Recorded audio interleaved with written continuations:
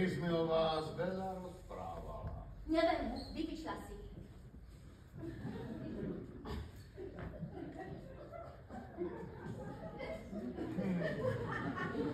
Mne o vás nerozprávala vôbec.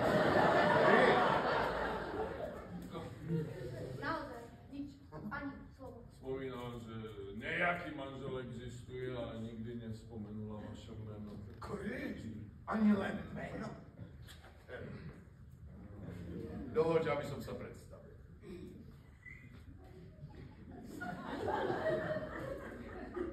Jose Maria. Ale priateľia mi hovoria skrátene Jose Mata. Pokojne mi týkaj, kamarát. Veď ako budúci manžel mojej manželky si budeme ako parováči blízko. Ale prosím vás. Chcem som povedať ako príbuzný. Je to sympatia, však? No a to vie.